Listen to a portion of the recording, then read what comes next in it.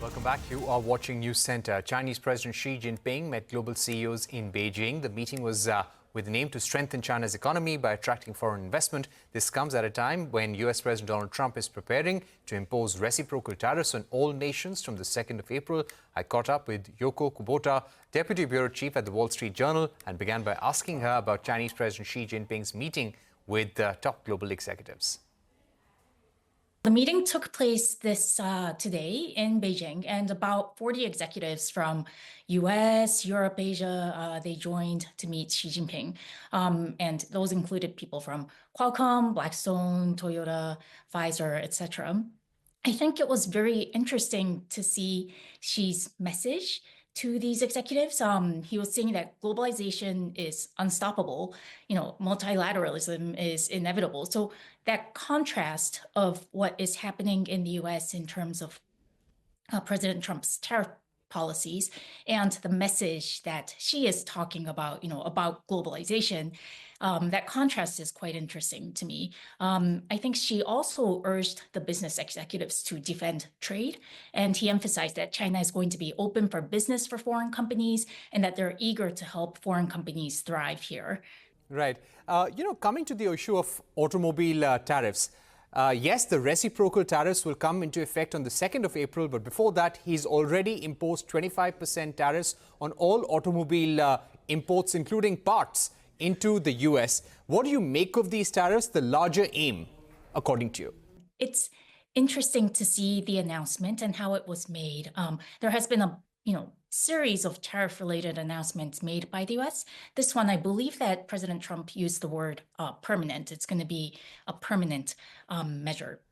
So that, on the one hand, could suggest that unlike some of the other tariffs that could change, or the plans that could change depending on the deal, perhaps this one is approached as more of a permanent thinking, and therefore car makers or other relevant parties might have to keep that in mind as they think about the business strategy. Yes, go ahead. Right. I'd also like to ask you about the larger impact that you see for the Asian auto industry. Is this going to lead to some shifts in production, the impact on jobs, capacity as well? Yes, that's a great question. All the automakers have been a little bit quiet after, the Asian automakers have been a little bit quiet after the tariffs were announced. And it's probably because right at this moment, they're trying to calculate the actual impact. Some of the details haven't been ironed out, and they don't really know some of the ways to calculate this. But nonetheless, it would have an impact, possibly an impact. And when you think about it, the tariffs, one of the aims from the US side would be to try to bring production to the US. Automakers could decide to do that, or they could decide to take other measures. But if they do decide to do that, that means the production that's currently taking place at places like Japan or South Korea, the home countries of some of these Asian automakers, some of that is going to shift to the US. So when you think about the local economy, you could see, if the car makers make that decision, you could see some hollowing out of manufacturing at these Asian countries, and that would have an impact on their local economy. My final question to you would be, in the midst of all this, what is going to be the diversification, the global strategy of certain Chinese car makers such as BYD, SAIC, Xiaomi? What are you expecting in the months to come? We have seen BYD trying to increase their footprint in India, but if you speak about the global strategy, because of this tariff policy by the US, how are they going to diversify and increase their footprint? BYD has been quite aggressive about going global.